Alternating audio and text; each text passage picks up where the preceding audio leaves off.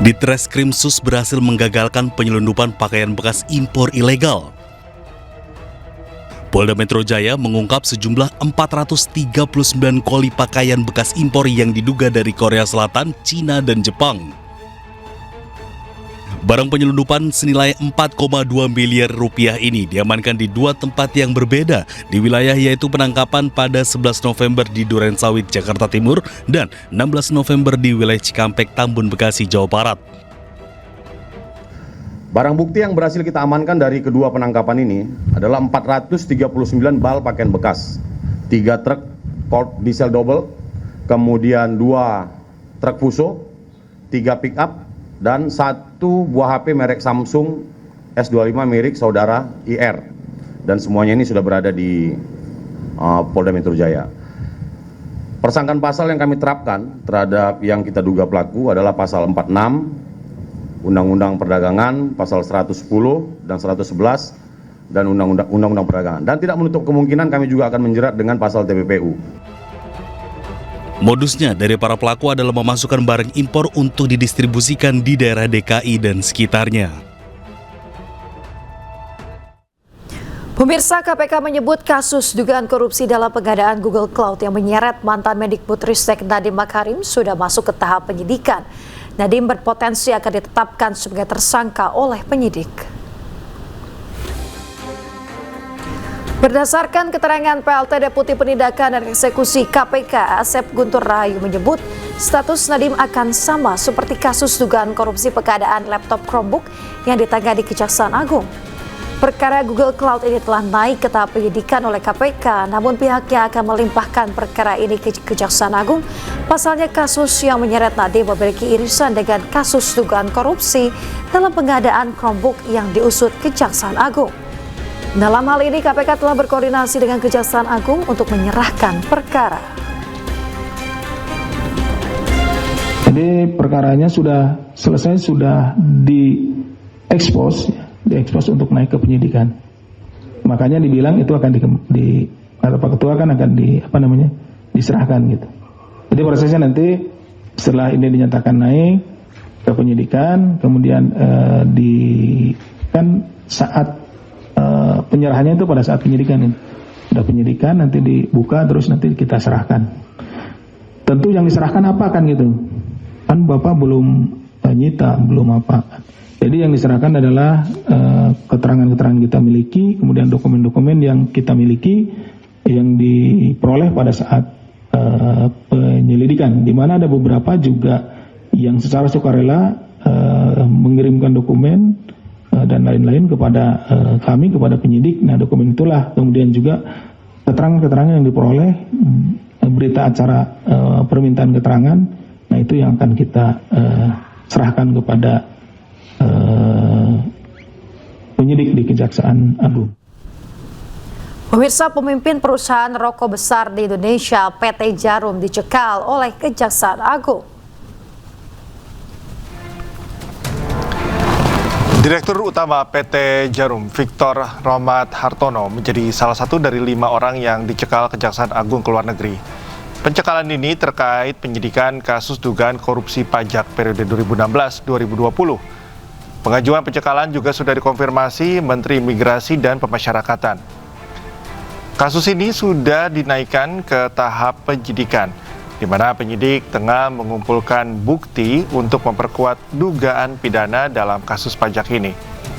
Petugas membenarkan ada tindakan hukum saat menggeledah di beberapa tempat dan para tersangka diduga melakukan tindak pidana korupsi memperkecil kewajiban pembayaran pajak perusahaan.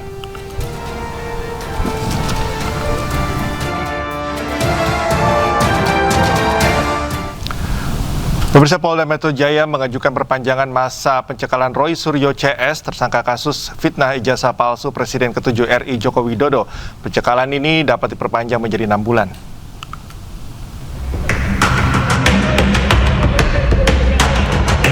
Pencekalan terhadap Roy Suryo CS ke luar negeri dalam kasus tudingan ijazah palsu Presiden ke-7 Republik Indonesia berlaku selama 20 hari.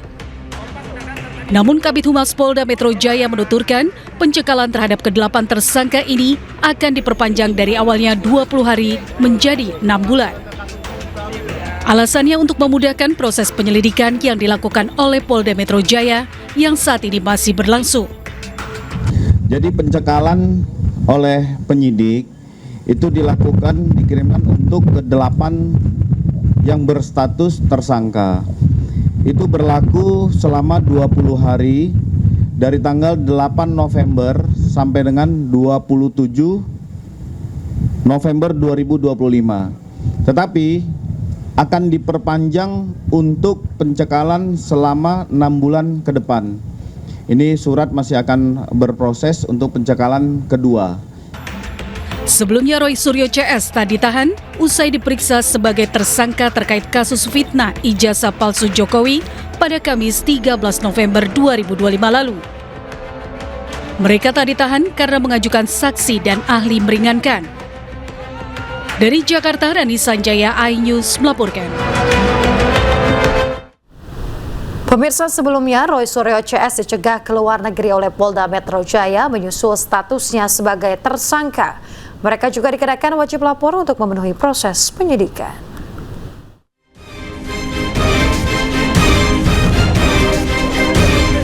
Polda Metro Jaya mencegah seluruh tersangka kasus tudingan ijazah Joko Widodo ke luar negeri.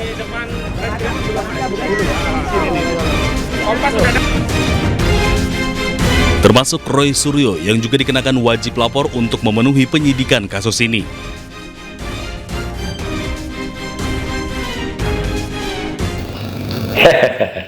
Ya, saya sih senyum saja ya menjawab adanya statement bahwa kami itu dicekal, ya gitu. Nggak apa-apa, ya toh sudah selesai, udah pulang dari Sydney, Australia, dan bahan-bahan semuanya sudah komplit untuk pembuatan yang black paper itu. Semuanya sudah komplit, nggak perlu lagi, ya gitu. Kalau ke Singapura nggak usah lah, Singapura kampus abal-abal kayak gitu kok. Hanya kampus ke-46 dari 55 di Singapura, dan itu kampus swasta. Tak hanya diam, Roy Suryo CS bersama kuasa hukumnya melawan dengan mendesak Polda Metro Jaya melakukan gelar perkara khusus yang belum ditindaklanjuti. Roy Suryo CS datang ke Polda Metro Jaya sekaligus mengajukan surat permohonan pemeriksaan saksi dan ahli yang diklaim bisa membuat proses penyidikan seimbang. Kami sudah mengirim gelar perkara khusus di bagian Wasidik di Polda Metro Jaya 21 Juli yang lalu. Namun sampai hari ini tidak pernah ditindaklanjuti, dan kemarin dari penyidik kami disonding untuk menindaklanjuti, dan hari ini kami juga akan kembali mengirimkan permohonan gelar perkara khusus yang hari ini kami serahkan kembali ke Biro Wasidik.